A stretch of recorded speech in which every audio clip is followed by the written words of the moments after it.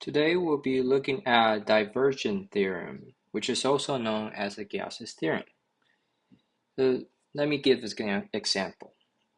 So the question is that V, which is a vector and equal to r cubed in only r direction, okay, only in r direction, and let V equal to r greater than a and less than b, be the thick spherical shell centered at the origin, and let S equal partial V be its boundary. Okay, so as you guys can see, this is the divergence theorem formula. And we want to compute this par and compute this par and compare their results. And if their results are equal to each other, then this formula is established. All right, let's go through the first part, the left-hand side.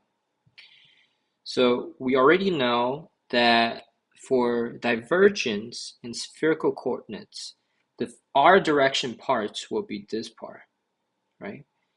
And then we plug the v into here, and then we have, we call this Jacobians, and then so dr, d theta, and d phi. Okay, now we need to compute this integral. First of all, we define the phi, the boundaries of phi, which is from 0 to 2 pi, which is the full circle. And then theta will be half circle. And then for r will be here, be careful. We have to split in two parts. So the first part is from a to r, and the second part is from r to b. So the first part is from a to r. That will be r squared partial r, r5, r2 psi.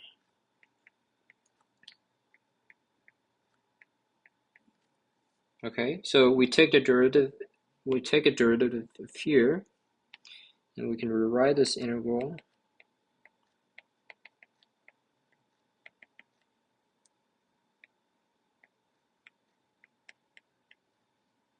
as phi r4 times r2, and then sine. And we know that in here is r to the 6th power, cancel with 2, so that's left with r to the 4th. And then if we integrate that, that would be r to the 5, right?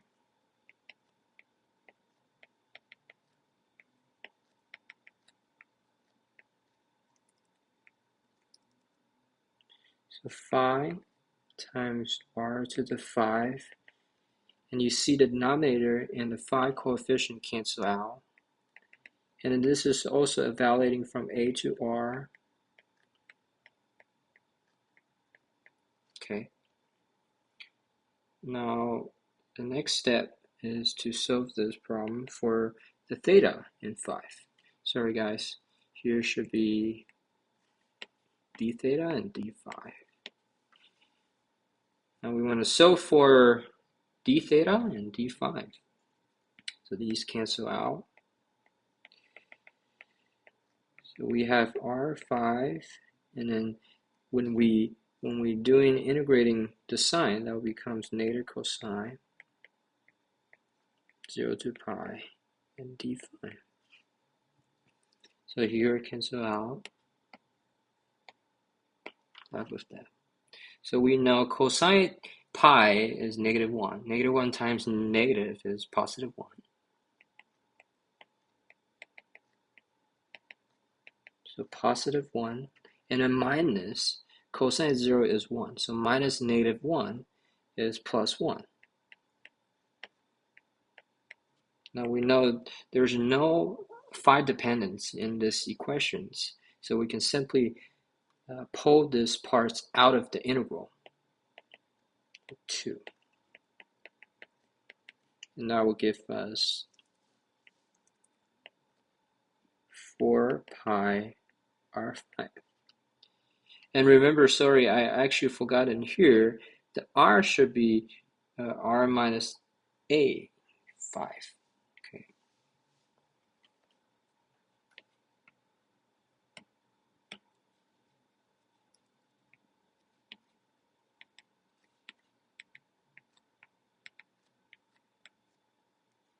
And same as here.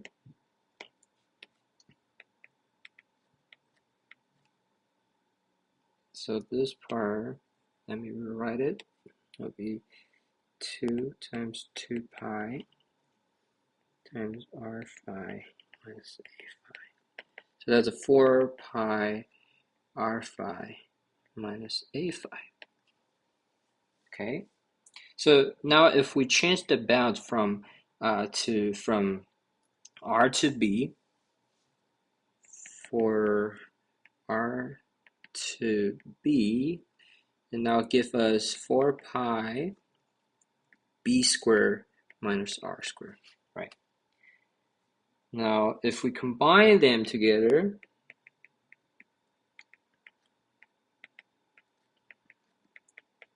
we notice that they have a common factor, which is 4 pi.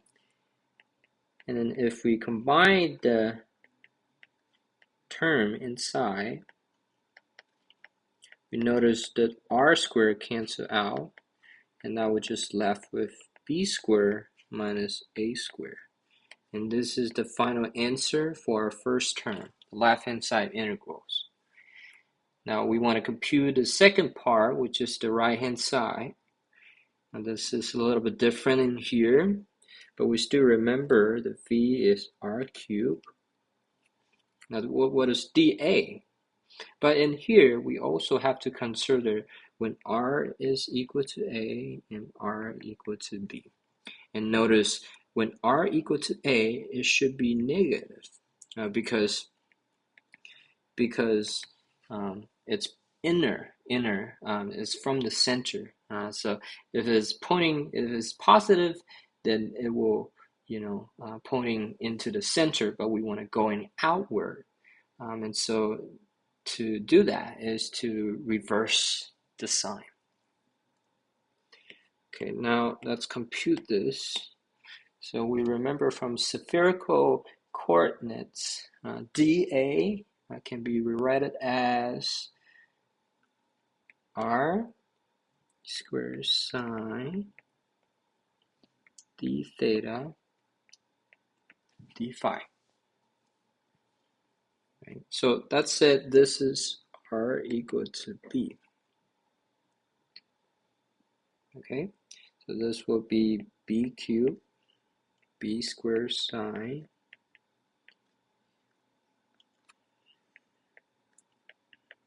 and the boundary for that one will be the same as the last one.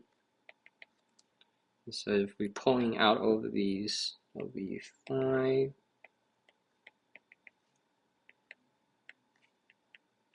And same as the last one, this part just becomes 2. And so we can essentially just doing that, and then so that 2 times 2 pi. So this gives us 4 pi b phi, right? What about R equal to A? So R equal to A will be same as this one, but now it's A phi times 2 pi, the 4 pi A phi. And remember, it's negative, right? It's negative. So when we combine these two together, it will give us B phi minus A phi. And that's compared with the results of the last one, which is exactly identical. Sorry, I made a little mistake here. It should be phi. I always read it wrong. It should be phi. Exactly identical. Okay. So we proved that the divergence theorem is established.